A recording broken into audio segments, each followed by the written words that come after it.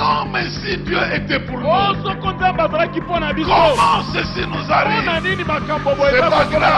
Ce que vous êtes arrivé, vous êtes arrivé.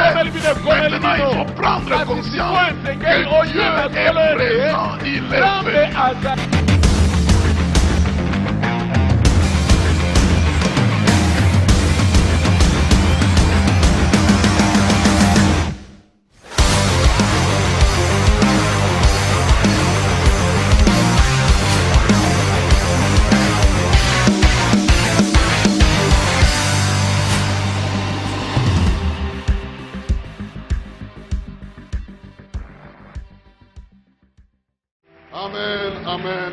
Amen, amen, amen. Bien-aimés, nous allons tenir debout pour lire le texte de ce jour. Balingami tokotele malikolo pona kotanga makomi pona lelo. Tozali kotanga mokana basambi simoka pona motoba. Genèse chapitre 6. Basambi simoka pona motoba. Aujourd'hui, nous allons commencer au verset 11. À partir du verset 11. Lelo tokobanda kobanda na molongo ya zomi na moko. Et nous allons jusqu'au verset 16. Kino na molongo ya zomi na motoba. Juge chapitre 6 verset 11 à 16. Basambisi mokapo na motoba molongo ya zomi na moko. Nous sommes dans la version la Bible du Semeur. Et nous lisons ceci. L'ange de l'Éternel vint s'asseoir sous les chênes qui se trouvait à Opra, dans la propriété de Joas, un homme de la famille d'Abiezer. Mwanze na nkolo ayaki kofanda na banzete o ezalaki na elanga ya Opra o ezalaki ya Yoase moto na libota na Abiezer. Gédéon, un fils de Joas, était en train de battre le blé dans le pressoir à raisin pour le cacher des Madianites. Gideon mwana na ye azalaki kobongisa blé na esika esalaka masanga mpona kobomba yango epai na bato na Madia. L'ange de l'Éternel lui apparut et dit, l'Éternel est avec toi, vaillant guerrier. Mwanze na nkolo abimeleki ye pe alobi na ye ete Yawe azali na yo elongo mobundi molongi. Gédéon lui répondit, de grâce, mon Seigneur. Si l'Éternel est avec nous, pourquoi tant de malheurs s'abattent-ils sur nous? Où sont donc tous ces prodiges que nos pères nous ont racontés en nous disant que l'Éternel nous avait fait sortir de l'Égypte?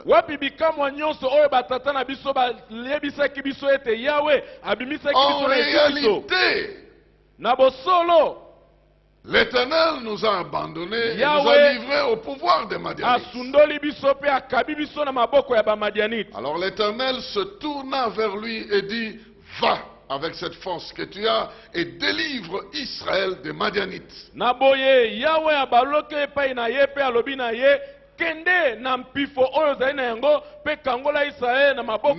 pas moi qui t'envoie? Mais Gédéon répliqua, de grâce, mon Seigneur, avec quoi pourrais-je délivrer Israël? Ma famille est peu importante dans la tribu de Manassé. Et moi, je suis le plus petit des fils de mon père. Et l'Éternel lui dit, je serai avec toi, c'est pourquoi tu battras les Madianites tous ensemble.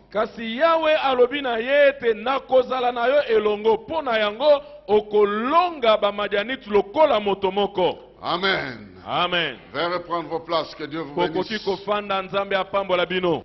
Nous allons parler de la formule de la sortie de la crise. Il y a une formule pour la formule de la sortie de crise. La Bible nous présente une voie par laquelle nous pouvons sortir de la crise. Et si nous appliquons cette formule-là, alors nous sortirons de la crise.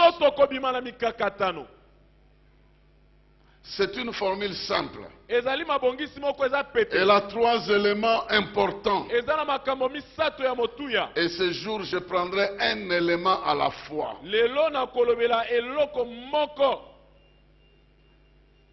Les trois éléments de cette formule, vous retenez ça, c'est la présence, l'ordre, le commandement donc, et l'accompagnement. La présence, le commandement, si vous voulez, et l'accompagnement de Dieu.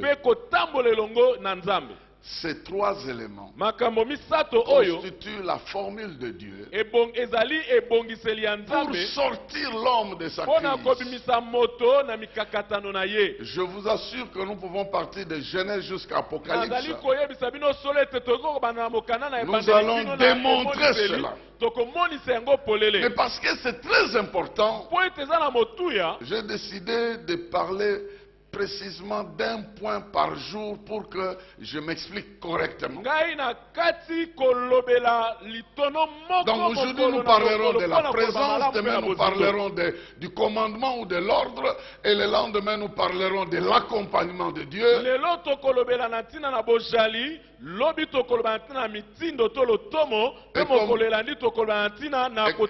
ça va nous amener à un premier samedi où nous passerons du temps à prier particulièrement pour que chacun de nous sorte de n'importe quelle situation.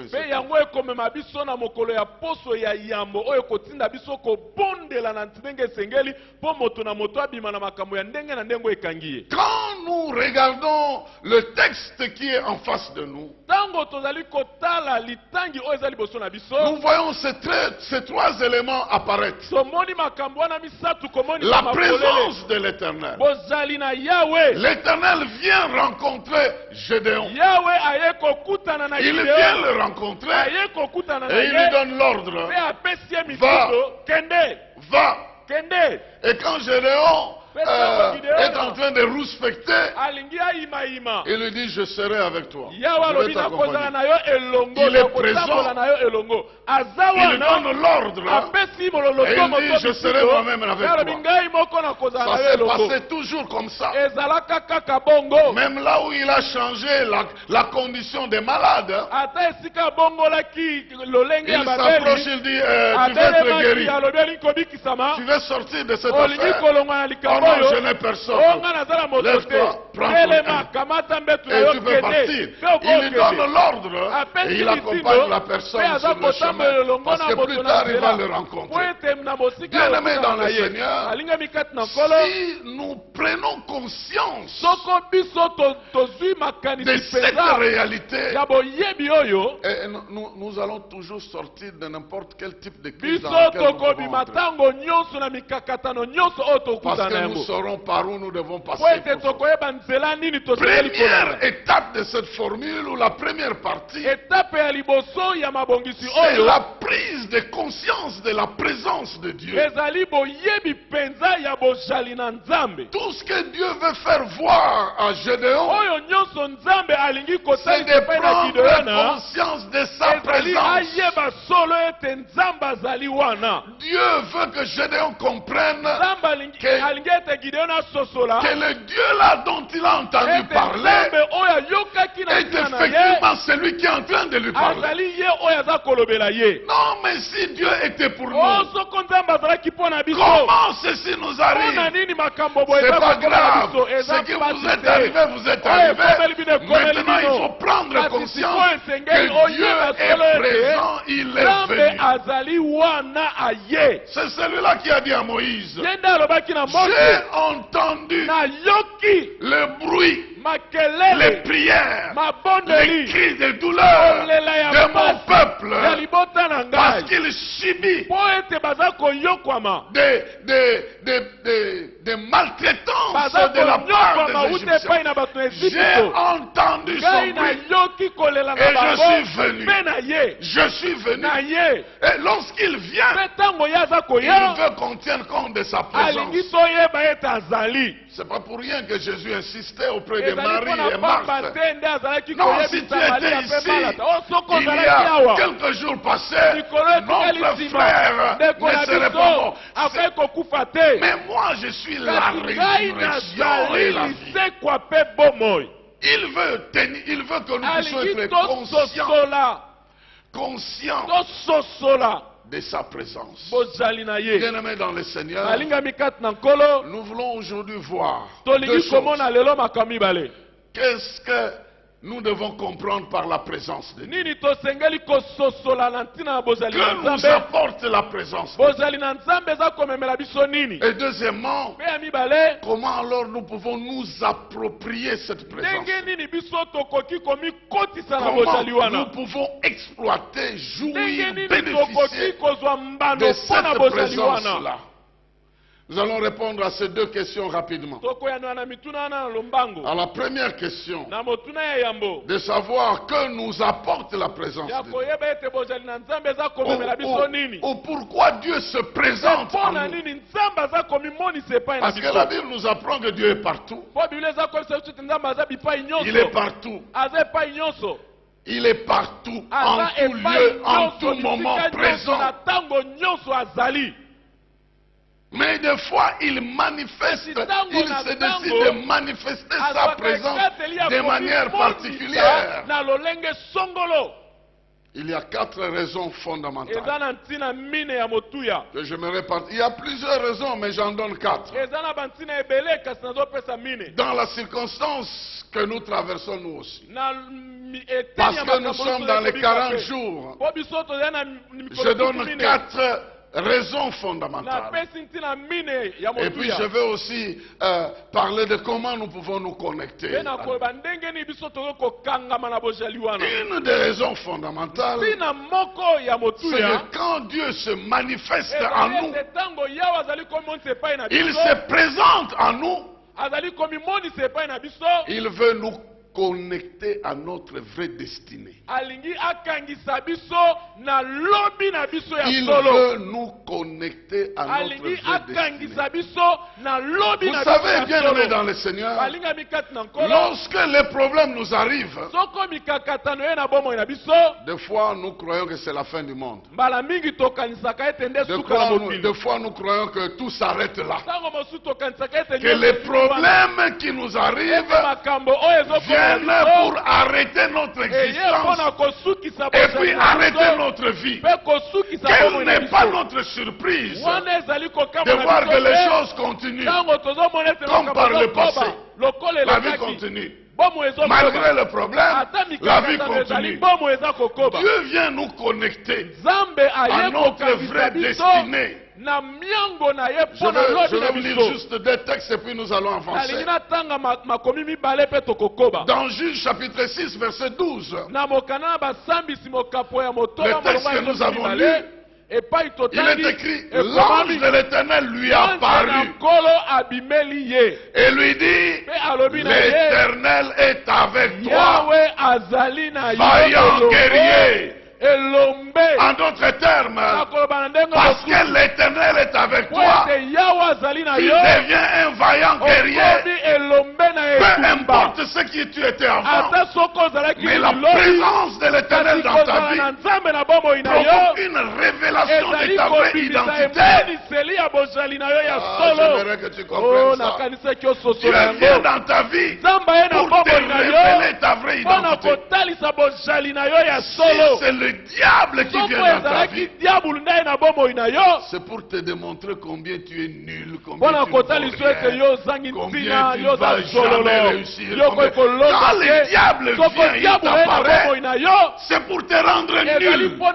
Mais quand Dieu t'apparaît, c'est pour te connecter à ta vraie destinée.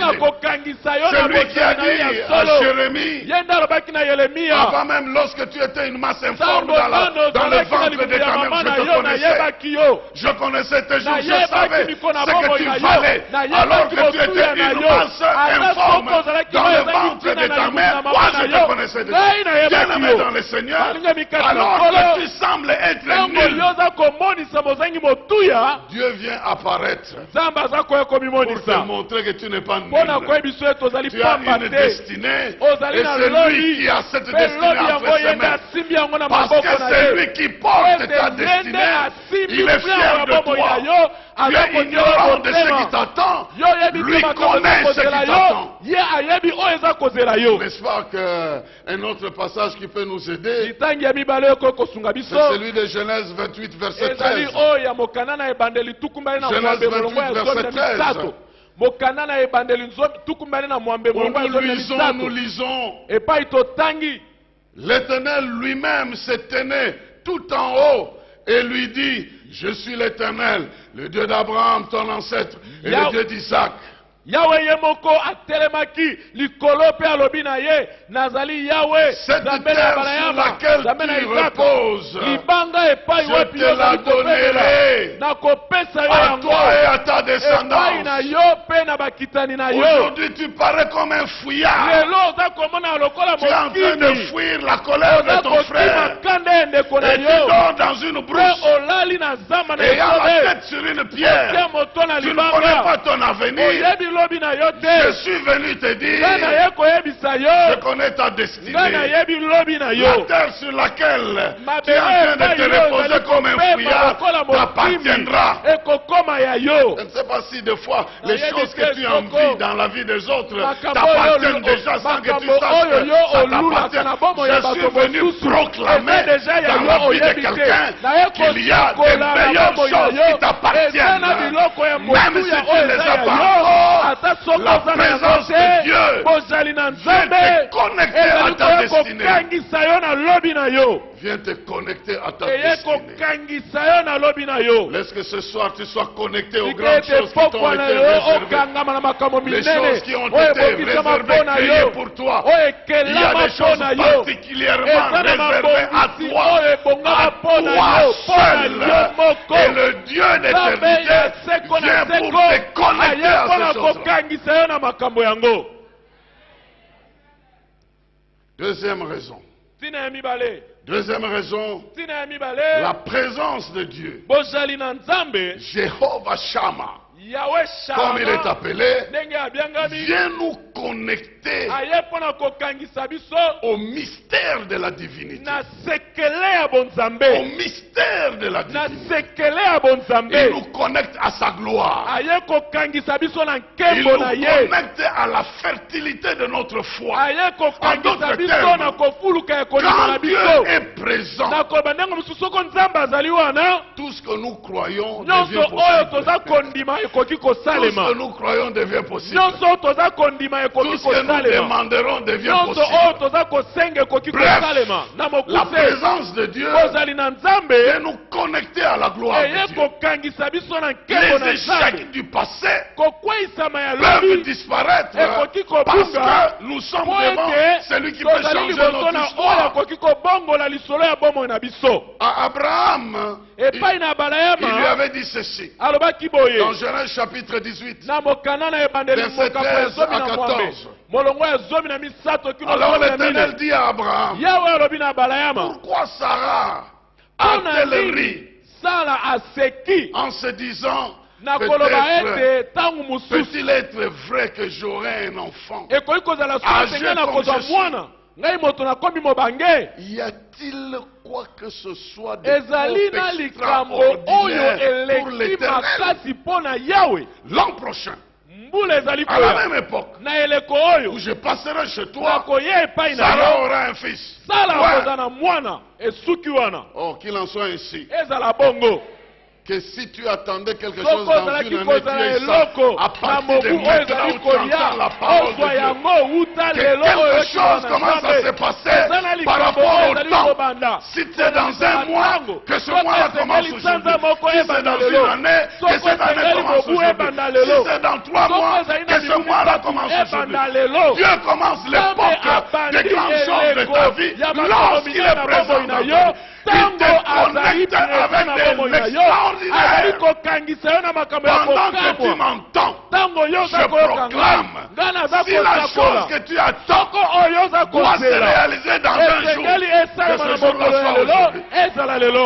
Si c'est dans une semaine, qu'aujourd'hui soit le jour où ça commence. Si c'est dans une année, que ça commence aujourd'hui, je le déclare au nom de Jésus-Christ. Dieu dit à Abraham, pourquoi? Pendant que je te dis que tu auras un enfant, tu rigoles. Tu rigoles. Des fois nous rions. Parce que nous ne croyons pas. On ne croit pas, on rit. Il y a beaucoup de gens à l'église. Lorsqu'on proclame la parole de Dieu, ils rigolent. Il rigole. Il sait, bon, peut-être que le pasteur le dit peut-être pour nous amuser. On vient ici pour s'amuser. Ici, s'amuser en lisant la parole de Dieu. Allez plutôt dans des théâtres, là on va vous amuser.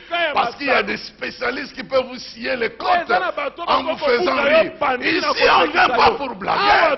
On vient parler de la vie, de la parole de vie, de celui qui crée, de celui qui transforme, de celui qui change, au moyen de la prédication, au moyen de la parole. Il dit, l'année prochaine, à la même époque, je viendrai et les choses seront différentes. Et c'était comme ça. Malgré qu'il avait rigolé, quand Dieu est présent, il nous connecte au mystère de la divinité. Il y a quelque chose qui est mystérieux, qui nous dépasse en tant que des êtres humains, mais qui est naturel chez Dieu.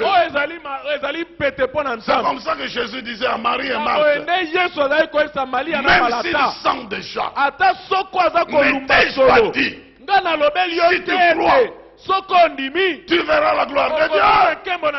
Bien-aimé, même si ta situation était pourrie, au moment où tu crois, parce que Dieu est présent, il te connecte à la résurrection. Il te connecte au mystère de sa gloire.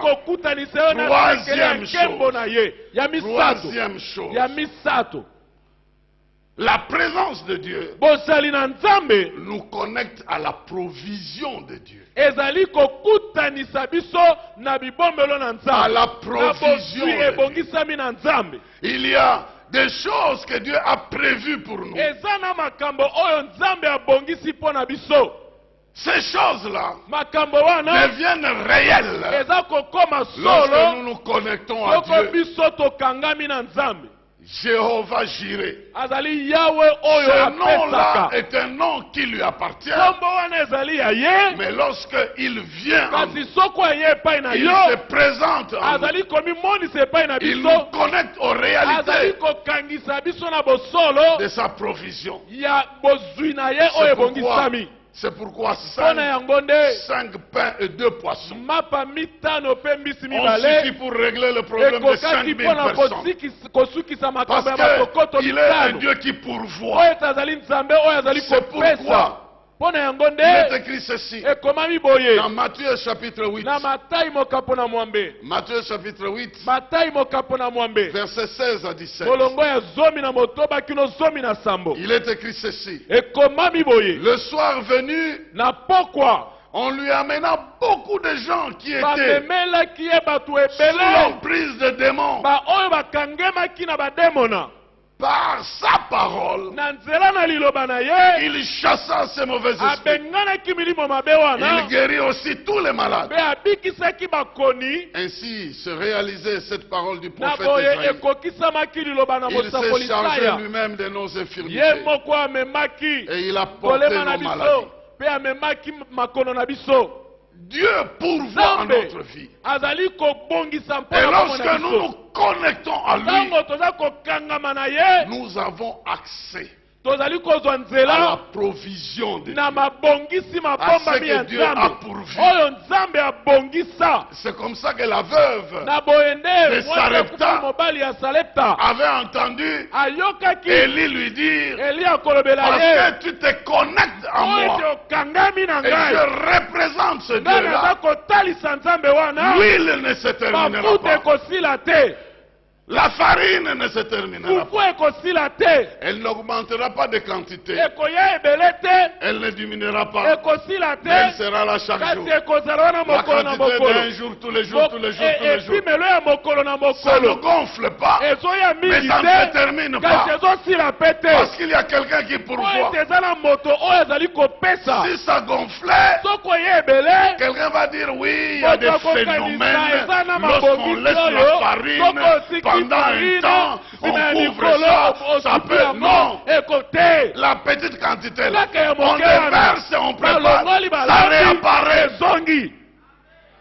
Oh, c'est Dieu là. Pendant qu'il est présent dans ta vie, même si tes avoirs n'augmentent pas, à chaque jour suffira sa peine, il marchera avec toi, il couvrira tes besoins, il répondra à tes problèmes, chaque lundi, chaque mardi, chaque mercredi, chaque jeudi, chaque vendredi, chaque samedi, chaque dimanche, à chaque jour suffira sa peine. Et puis, tu seras surpris qu'il n'en est passé. 2 ans sont passés. Et ta situation continue normalement. Comme si tu avais tout. Mais parce que l'Éternel est avec toi. Il peut pourvoir à ta vie. Il peut pourvoir à ta santé. Il peut pourvoir à tes besoins. Je déclare cette provision dans le nom de Jésus-Christ. Que tu sois exactement comme possédant toujours. Et que ce que tu as ne disparaisse jamais. Plutôt que tu augmentes en quantité. Et que le Seigneur soit la provision de ta vie. La 4e chose,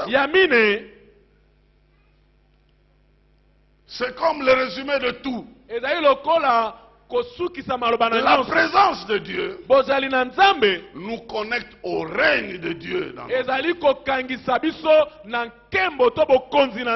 Non seulement que Dieu règne,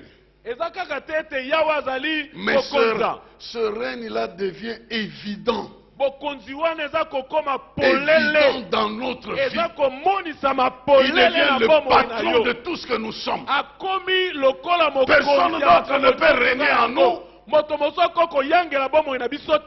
Aucune autre chose, aucune autre force, aucune puissance, aucune autorité ne saura exercer son pouvoir sur nous lorsque Dieu règne en nous. Et le Seigneur a résumé ça par une phrase. Lorsque les disciples lui ont demandé, Seigneur, c'est dans ce temps que tu vas revenir pour mettre de l'ordre pour régner, dit non. Non, c'est pas maintenant. Et il ne vous est pas permis de connaître ces histoires. Mais ce règne-là, attendez-le, le Saint-Esprit viendra sur vous. Le Saint-Esprit viendra sur vous. Le Saint-Esprit viendra sur vous. Et quand il viendra sur vous, vous recevrez une puissance. Vous recevrez une puissance. Et il dit, et vous serez mes témoins. Pour bien comprendre ça, il faut que nous retournions à la manière où Jésus s'est présenté lui-même. Parce qu'on doit être témoin de lui. Quand il s'est révélé, il a dit, l'Esprit du Seigneur est sur moi. Je suis venu, il m'a oint pour annoncer la bonne nouvelle aux pauvres, pour envoyer libres les opprimés, libérer les captifs et annoncer une saison de grâce de l'Éternel. Ça, c'est sa mission. Et l'Esprit était sur lui. Il est mort et il est ressuscité.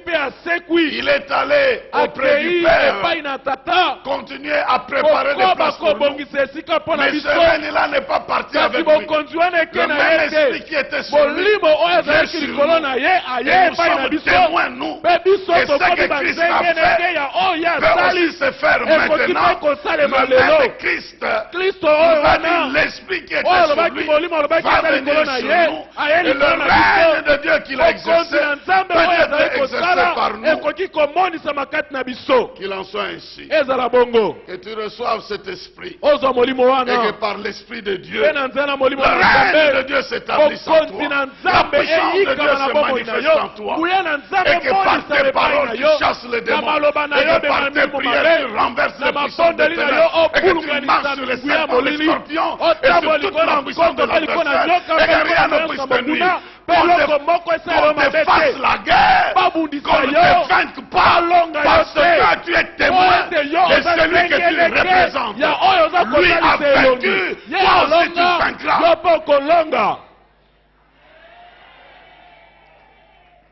Bien-aimés dans le Seigneur, nous pouvons multiplier ces éléments de cette présence du Seigneur, de ce qu'elle est pour nous. Mais pour la plupart des gens, ce n'est pas de nouvelles choses. Nous le savons déjà. Que sa présence nous connecte à sa gloire. Sa présence nous connecte à notre vraie identité. Et sa présence nous connecte à la provision de Dieu. Que sa présence nous connecte au règne de Dieu. Nous le savons. Mais entre savoir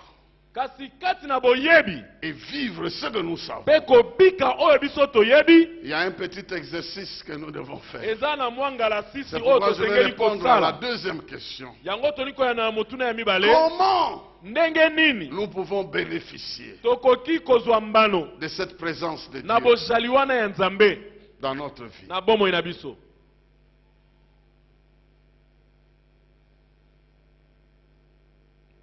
Comment nous pouvons bénéficier?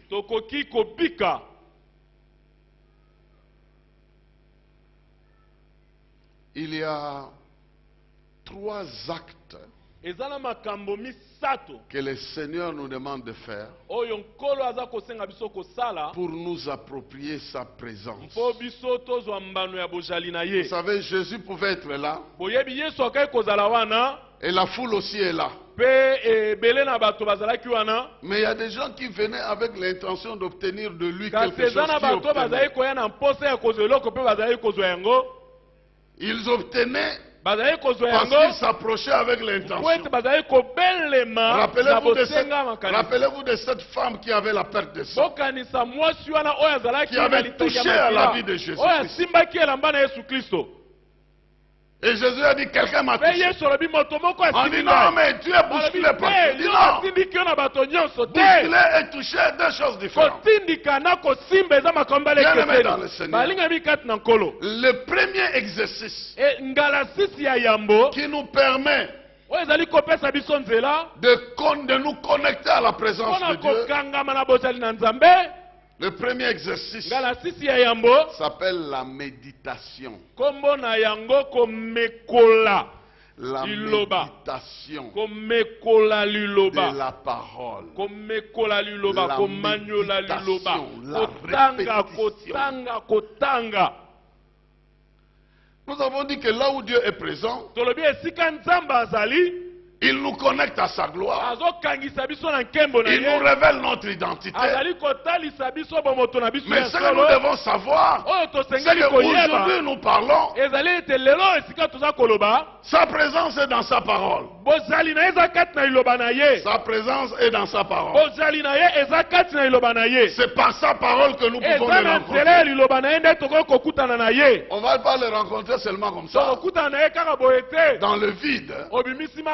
lorsque nous entrons en contact avec sa parole, il a dit à Jérémie, au chapitre 1er, le verset 12 et le suivant, il dit, je suis derrière ma parole, je veille à ma parole afin de l'accomplir. En d'autres termes, notre manière de méditer la parole de Dieu nous amène à nous connecter à ce Dieu-là. Ce n'est pas pour rien que Josué reçoit l'instruction que ce livre de la loi ne s'éloigne pas de ta bouche. Médite-le jour et nuit, médite-le. Que ça soit l'objet de ta méditation, de tes réflexions. Lorsque la parole de Dieu devient l'objet de nos méditations, de nos réflexions, nous réfléchissons selon la parole. Nous pensons selon la parole. Nous agissons selon la parole. Nous analysons tout ce qui nous vient selon la parole. Dieu sera avec nous. Dieu sera avec nous. Je dis bien, Dieu sera avec nous. Je répète, Dieu sera avec nous. Parce que vous connaissez le psaume qui dit, heureux l'homme qui ne marche pas selon les conseils des méchants, qui ne s'arrête pas sur la voie des pécheurs et qui ne s'assoit pas en compagnie des moqueurs, mais qui prend un plaisir à méditer la parole, à réfléchir selon la parole, à agir selon la parole. Il est comparable à un arbre qui est près d'un courant d'eau. Il va donner ses fruits en sa saison, même ses feuillages ne vont jamais se flétrir. Les saisons peuvent changer, mais lui ne change pas parce qu'il est en communion, en contact avec une source de vie. Au commencement était la parole était avec Dieu, la parole était Dieu, et rien de ce qui a été fait n'a été fait sans elle, et tout ce qui existe existe par elle. Et lorsque nous prenons cette parole écrite, nous la méditons, nous réfléchissons. Il est écrit tout ce qu'il fait, lui réussit. Tout ce qu'il fait, lui réussit. Bien-aimé dans le Seigneur, il y a le diable qui vient pour nous empêcher. Nous qui connaissons que Dieu est grand, au lieu de nous connecter à Dieu, il nous détourne par des faux raisonnements. Exactement comme Gédéon. Si Dieu était avec nous, comment il nous arrive ce qui nous arrive? Si Dieu était là, alors pourquoi ceci nous arrive? Mais l'Éternel est en train de le pousser pour qu'il commence à réfléchir par rapport à sa présence. Où sont partis les miracles qu'on nous a dit que l'Éternel est capable de faire? Toi, va, tu feras ceci. Ah non, mais je vais le faire avec toi. Je suis le plus petit de ma famille. Il est en train de discuter. Nous aujourd'hui, la Bible dit si tu crois, tu verras la gloire de Dieu. Et puis toi tu ne crois pas. Mais tu veux voir la gloire. Bien-aimé dans le Seigneur. La parole de Dieu nous dit que tout ce qui est bon, tout ce qui est pur, tout ce qui est agréable soit l'objet de nos pensées. Pourquoi ça doit être l'objet de nos pensées? La Bible établit que l'homme, il est exactement ce qu'il y a dans ses pensées. Ce qu'il y a dans ses pensées, c'est ça sa vraie nature. Ça c'est ce que la Bible dit. Maintenant si tu prends la parole de Dieu, et Dieu est dans sa parole, tu amènes ça dans tes réflexions, dans tes pensées. Tu commences à réfléchir selon la parole de Dieu. La parole de Dieu te remplit. Tu es exactement ce que sont tes pensées, et tes pensées sont exactement la parole de Dieu, et Dieu est exactement dans sa parole, et tu deviens un homme rempli de Dieu. Entre parenthèses. Ah, je ne sais pas si vous comprenez ce que je suis en train de dire. La divinité commence à fonctionner en toi. La puissance de Dieu commence à fonctionner en toi. Parce que tu réfléchis non pas selon le monde, mais selon Dieu. C'est pas pour rien que nous lisons la parole. C'est pas pour rien que nous méditons la parole. Et monsieur est venu demander à Jésus, Maître, qu'est-ce qu'il faut faire pour avoir la vie éternelle? Mais c'est écrit dans la parole. Tu aimeras le Seigneur ton Dieu. Ouais, j'ai tout fait. Tout ça j'ai fait. Ok, maintenant, va vendre ce que tu as. Distribue les biens aux pauvres. Maintenant, viens être présent avec moi. Viens dans ma présence. Débarrasse-toi de ces choses-là. Viens pour que tu vives avec moi. On dit que il est allé triste. Triste. Il y a dans la Bible une autre parabole de Jésus. Lazare et l'homme riche. L'homme riche meurt. Lazare aussi meurt. L'homme riche, il va en enfer. C'est par là que les gens pensaient que la richesse vous amènera en enfer. Très faux. Auprès du Seigneur, il y aura beaucoup de riches. Ça, je vous informe déjà. Il y aura plein de millionnaires auprès du Seigneur. Bon, bien, je ferme la parenthèse. Le monsieur là, il dit à Abraham, il oublie que d'abord, il est en enfer. Il continue à donner des ordres aux gens. Comme si il était toujours capable de donner. Oh Abraham! Envoie Lazare. Qu'il aille parler à mes frères. Qu'ils ne suivent pas la voie que j'ai suivie. Parce que s'ils suivent la voie que j'ai suivie, ils seront ici. Va dire ça à Lazare. Que Lazare parte. Et Abraham répond, ils ont Moïse et les prophètes. C'est-à-dire qu'ils ont la parole. S'ils ne croient pas en cette parole, même si un mort revenait, le mort ne remplacera jamais la parole de Dieu. Voilà pourquoi il ne faut pas aller dans un endroit, quelqu'un vous donne le témoignage, vous prenez ce témoignage-là pour remplacer la parole de Dieu par ce témoignage. Ça ne remplacera jamais. J'ai été devant Dieu, j'ai mangé avec lui, j'ai bu avec lui, et nous avons voyagé ensemble, nous sommes venus. Et si ce qu'il dit n'a rien à voir avec la Bible, nous ne croirons jamais à ce qu'il dira, parce que rien ne viendra remplacer la parole. Dieu est derrière sa parole. Alors, méditez la parole. Croyez en la parole. Réfléchissez selon la parole. Il est écrit que la parole de Dieu habite abondamment au milieu de vous.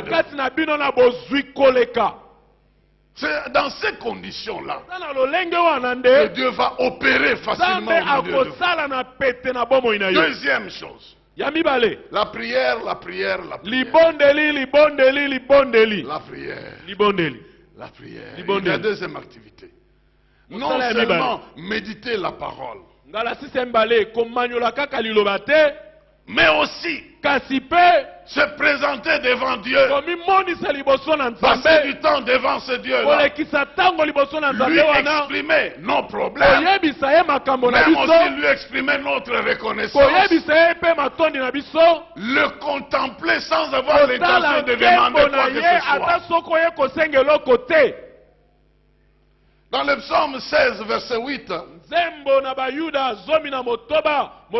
David dit, j'ai constamment l'Éternel devant moi. Et aussi longtemps qu'il est là, je ne chancellerai pas. Je suis en train de méditer le Seigneur. Quand nous réfléchissons selon sa parole,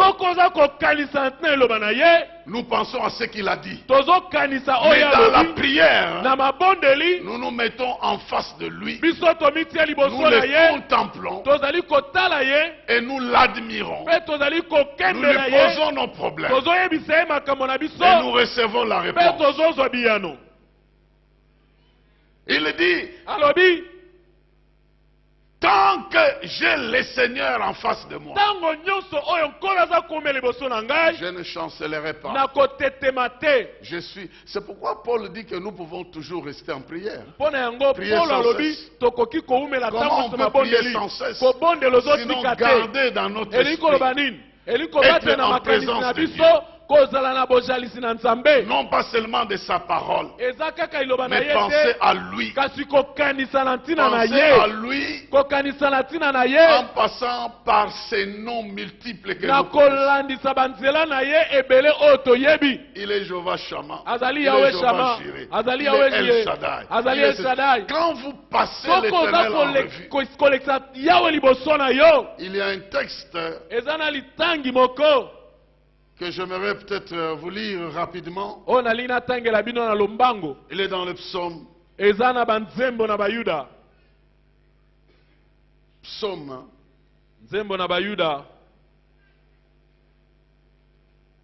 Psaume 17. Le dernier verset. Psaume 17, le dernier verset. Dans certaines versions, c'est le verset 16, dans d'autres 15, d'autres 14. Mais ce verset-là dit ceci. Quant à moi, étant donné que Dieu me déclare juste, je contemplerai ta face. À mon réveil, je serai rassasié de la vue de ton image. Donc quand je me réveille le matin, je vais être rassasié de l'image de Dieu. Il est Jéhovah Jireh. Il pourvoira dans ma journée.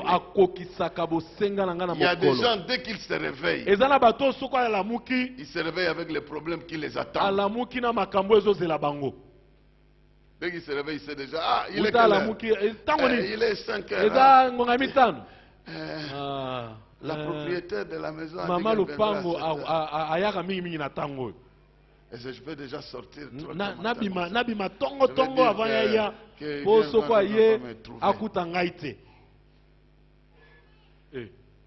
Cette fois-ci, je vous ai dit 3 heures du matin. Vous vous réveillez entre 3 heures et 4 heures. Contemplez le Seigneur. Il est le Dieu Tout-Puissant. La dette là, il peut la faire souffler. En un instant, ça disparaît. Et je le déclare, si quelqu'un est dans cette situation-là, au nom de Jésus-Christ, il peut faire disparaître ça. Dans la grandeur de sa provision, je vais être rassasié le matin de l'image de ce Dieu-là. Il est le Dieu qui me protège. Il est le Dieu qui pourvoit ma vie. Il est El Shaddai. Il est El Elyon, il est le Dieu tout-puissant, il est le Dieu très élevé, il est le Dieu de l'éternité, il est le Dieu qui marche avec moi, il est le Shammah, il est présent, il est le Dieu qui me justifie, il est le Dieu qui me sanctifie, il est le Dieu qui pourvoit à ma vie. Je vais être rassasié de son image. Et je vais sortir de ma chambre rassasié de l'image de Dieu. Et je sais que ce à quoi je crois, je le verrai s'accomplir. C'est comme ça que vous pouvez vous approprier de la présence de ce Dieu-là. Parce qu'il nous connecte à sa gloire, il nous connecte à son règne. Lorsque nous sommes remplis de sa présence, c'est sa gloire qui est en nous, c'est son règne qui est en nous, c'est sa provision qui est en nous, et notre identité est clarifiée davantage. Nous savons que quelque chose nous arrivera, quelque chose d'extraordinaire nous arrivera.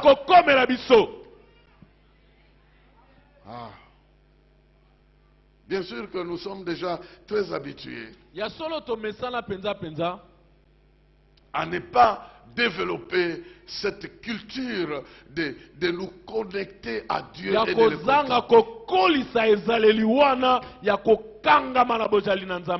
Déjà, avant de dormir, on prend 15 comprimés. Quand on se réveille, on en prend 20. On est toujours en train de...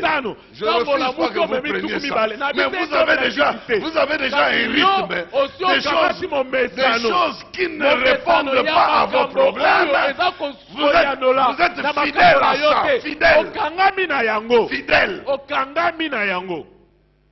Si vous êtes déjà fidèle à l'aspirine, vous êtes déjà fidèle, je ne sais pas, fidèle à... Vous citez votre produit, fidèle. Vous êtes fidèle de ça. Pourquoi ne pas aussi devenir fidèle de Dieu en restant aussi fidèle à ces histoires-là? Parce qu'il y a des gens, dès que vous abandonnez ça, vous avez des problèmes. Il y a une sœur qui est venue pleurer ici. Son ami, on lui a dit, prends ce produit, ça va t'aider, ta tension et tout ça. Il dit, Dieu peut faire mieux, abandonne. Là, abandonné, il est décédé. Donc, il a abandonné, il est décédé. Il y a donc des choses auxquelles nous sommes habitués, ça devient comme une nourriture pour nous. Vous devez prendre ça, il n'y a pas de mal à ça. Ce que je suis en train de dire, si une chose comme ça peut devenir importante pour votre santé, comment Dieu ne deviendrait-il pas important? Si ça peut agir, et qu'abandonner ça vous crée des problèmes, cette histoire-là, vous croyez que Dieu ne peut pas faire plus que cette affaire-là? Lui aussi, si vous l'abandonnez, vous risquez trop de problèmes. Mais si vous vous collez à lui, aussi bien qu'un petit produit peut apporter sa solution, le grand Dieu peut aussi faire de grandes choses. C'est ça que je suis en train de dire. Fidélisez-vous à Dieu, à le contempler. Ce sont là les adorateurs ceux qui l'adorent en esprit et en vivant conformément à ça. La dernière chose, nous étions en train de parler de comment